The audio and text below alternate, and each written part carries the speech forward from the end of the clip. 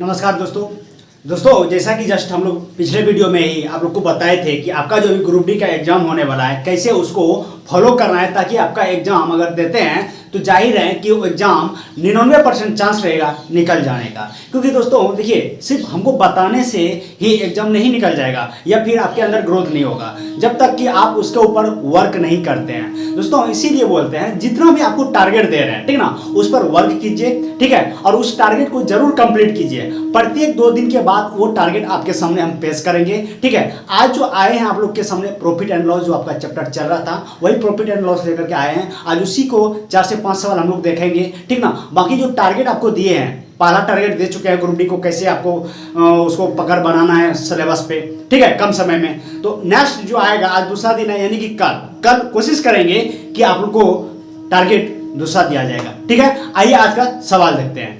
दोस्तों सवाल नंबर 1 कह रहा है, यदि राम 500 रुपया की वस्तु को श्याम को 20% लाभ पर और श्याम मोहन को 10% लाभ पर बेचता है तो मोहन का क्रय मूल्य क्या है। दोस्तों ये सब सवाल एग्जाम में ज़्यादातर पूछे जाते हैं और बहुत लड़का ऐसे होते हैं जो बनाते भी हैं और बहुत छोड़ के आते हैं, लेकिन आपको इसको बनाना है। देखो इसको अगर आप क्रय मूल्य, देखो लास्ट में अगर पूछता है कि वस्तु का टोटल मूल्य कितना पड़ा या उस पर कॉस्ट टोटल कितना हो गया उसका, ऐसा अगर पूछता तो कोई दिक्कत नहीं। यहाँ कह रहा मोहन का क्रय मूल्य क्या है, बात को वही है लेकिन थोड़ा सा उल्टा के इसको जो है फिर वहां मोहन पे चला जा रहा है, समझ रहा है ना। कह रहा है राम 500 रुपये की वस्तु को श्याम को 20% लाभ पर दे रहा है और श्याम मोहन को 10% लाभ पर दे रहा है। दोस्तों 500 रुपये का एक वस्तु है, यानी कि आपको पता है कि ये सीपी दिया हुआ है, कॉस्ट प्राइस दिया हुआ है, लेकिन इसको जो है ना बेचते जा रहा है। श्याम दे रहा है मोहन को 20% पर, हाँ राम क्या कौन किसको दे रहा है, राम दे रहा है श्याम को 20% लाभ पर, श्याम दे देता है मोहन को 10% लाभ पर। दोस्तों यानी कि आप सीधा सीधा बोल सकते हैं कि इसको बेचते जा रहा है। जैसे हम आपको दे दिए और आप उसको दे दिए, हम भी कुछ प्रॉफिट ले लिया आपसे, आप भी कुछ उससे प्रॉफिट ले लिए, ठीक ना। तो दोस्तों आप इतना बोल सकते हैं कि जो इस कलम पर जितना कॉस्ट पड़ता है खरीदने लास्ट तक वही सीपी भी होता है, ठीक ना। जैसे हम आपको दिए, आप जो बेचेंगे वो आपके लिए सीपी हो जाएगा, आप जो दूसरे को देंगे वो आपके लिए सीपी हो जाएगा, वो बंदा फिर जो दूसरे को देगा वो उसके लिए सीपी हो जाएगा। तो यहाँ पर कुछ करना नहीं है विशेष, ठीक है। तो 520% लाभ पर तो 120 कर देना है, हाँ, फिर 10% लाभ पर दे रहा है तो 110 कर देना है, ठीक है, ऐसे कर देना है। तो 20% का मतलब होता है लाभ का मतलब 120, 100, 10% लाभ का मतलब 110 और 100। जो टोटल निकलेगा ये लास्ट में फाइनली सीपी निकलेगा, सीपी निकलेगा। देखो राम के लिए जो बेच रहा है उसके लिए तो सेलिंग प्राइस हो गया, ठीक ना, लेकिन जो लास्ट में फाइनली देखो यहाँ पे भी जो सीपी निकलेगा दोस्तों, ये भी तो किसी को बेच सकता है ना, तो उसके लिए क्या होगा, सीपी हो जाएगा। तो मोहन किसी को बेच रहा है तो मोहन के लिए क्या निकलेगा, वो सीपी निकलेगा। तो देखो 2 जीरो कैंसिल, 2 जीरो यहां से कैंसिल, कटा इसको 12 पंचे 60, 60 गुना 11 करोगे कितना आएगा, 660। Final answer. सवाल को जब तक आप समझेंगे नहीं ना सवाल बनेगा नहीं, इसलिए पहले समझना जरूरी होता है। और इसी को अगर दूसरे तरीके से आप बनाएंगे तो दूसरे तरीके से भी आप बना सकते हैं। क्या करना है, देखो 20% का मतलब क्या होता है दोस्तों, 1/5 लाभ कर रहा है ना तो जोड़ दो। 10% का मतलब क्या होता है दोस्तों, 1/10 लाभ कर रहा है ना तो इसको भी जोड़ दो। तो क्या हो जाएगा, देखो 5 1 6। दोस्तों ये जो ओरिजिनल वैल्यू होता है, ये नीचे वाला क्या बोल रहे थे, ओरिजिनल नंबर होता है। तो 500 इंटू 6/5 कर दो आप, देखो ये कट जाएगा, ये कितना निकला, 600 निकला, 600 निकला इंटू जोड़ोगे ना 11/10 कर दो, 60 गुना 11 करोगे कितना आएगा, 660 होता है। देखो इसमें क्या होता है, इसमें जो होता है आपका जो कैलकुलेशन होता है वो थोड़ा कम हो जाता है, यानी कटाना छटाना यानी भाग जो होता है वो कम हो जाता है और इसमें तक कैलकुलेशन बढ़ जाता है। देखो इसमें कुछ था, आप यहाँ पे भी डायरेक्ट कर सकते थे, इसको 11/10 यहाँ पे भी कर सकते थे, ठीक है। इसमें कुछ था, देखो कुछ नहीं था, 11 गुना 6, 66 गुना 10, 660 हो गया। इसीलिए बोलते हैं ना परसेंटेज को या प्रॉफिट जो भी सवाल बनाते हैं, इस टाइप का सवाल अगर आते हैं परसेंटेज टाइप का, तो उसको कोशिश कीजिए कि भिन्न में ही कन्वर्ट करके बनाएं, ज़्यादा बेहतर रहेगा, आपका समय बचेगा। दोस्तों आइए नेक्स्ट सवाल देखते हैं। क्या कह रहा है, यदि राम किसी वस्तु को 20% लाभ पर श्याम उसे 10% लाभ पर मोहन को बेचता है, यदि मोहन का क्रय मूल्य 660 रुपया है तो राम का क्रय मूल्य क्या है।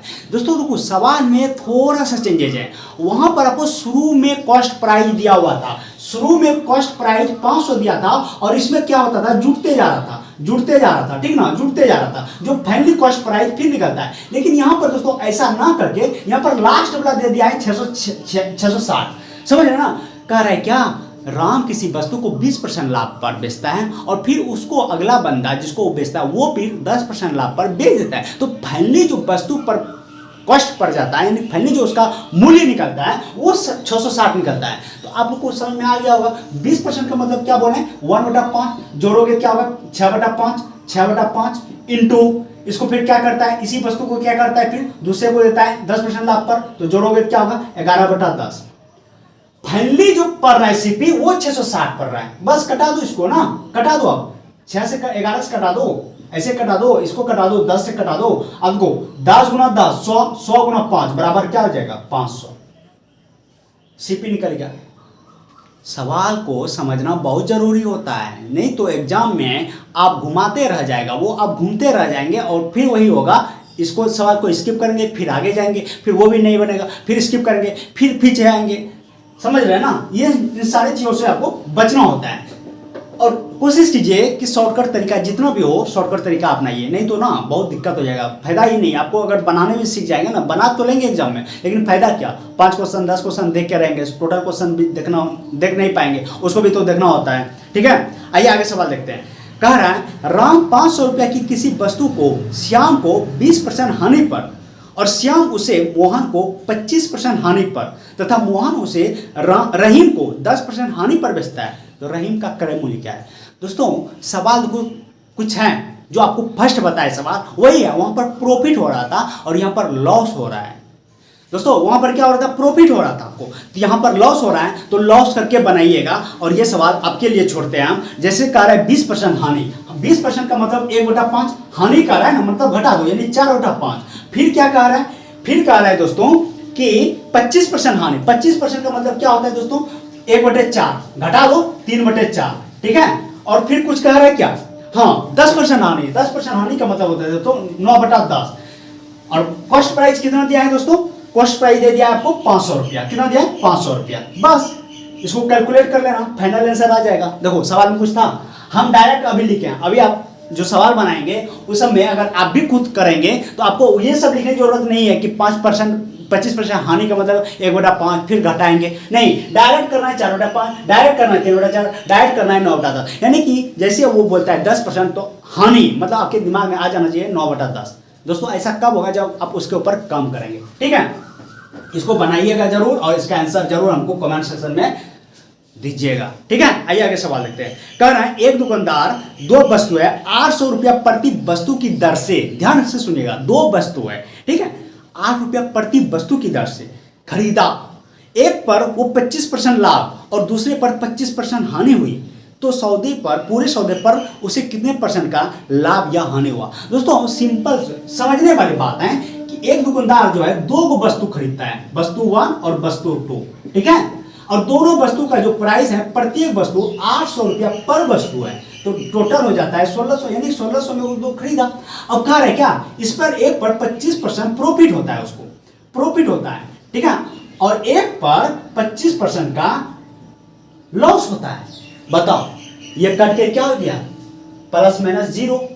बताओ उसको प्रॉफिट हुआ कि लॉस हुआ, उसे ना तो प्रॉफिट हुई ना तो लॉस हुई, कुछ भी नहीं हुआ। ये सब सवाल पे कैलकुलेशन अगर करेंगे तो जाहिर है आप एग्जाम में फंसेंगे।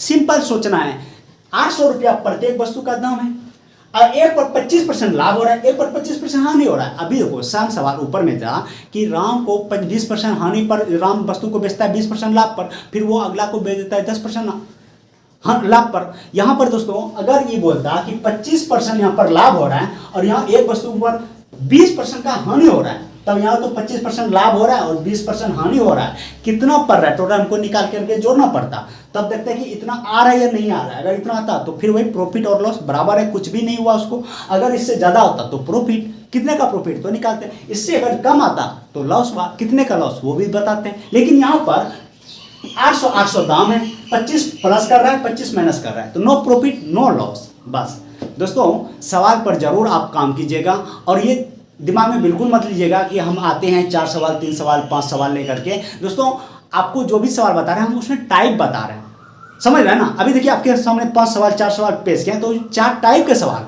आप बताओ आपके सामने जो बुक है, अगर इस 4 टाइप के सवाल से उसमें अगर 15 to 20 तो आपको मिल जाए, तो समझ रहे हैं ना 15-20 सवाल पे आप काम किया। इसीलिए दोस्तों बोलते हैं ना, आप लोग सवाल पर काम, उस सवाल पर काम कीजिए जो कि टाइप वाइज, चैप्टर वाइज में दिया हुआ है, ठीक ना कि एक एक टाइप के सवाल को लेकर के बैठ जाते हैं। एक टाइप के सवाल दे रखे हैं 1 से लेकर 10 तक, अब 1 से 10 तक बनाना शुरू होता है। आप लोग को देखिए, हमेशा बोलते हैं टाइम को मैनेज करना सीखिए। अगर देखिए आपके पास जो बुक है, अगर बुक में एक ही टाइप के सवाल को, टाइप 1 के सवाल को अगर दे रखा है 1 से लेकर के 15 को, तो 15 को नहीं बनाना है। आप बेसिक 3 बना लो, 4 बना लो, 5 बना लो, इससे ज़्यादा मत बनाओ।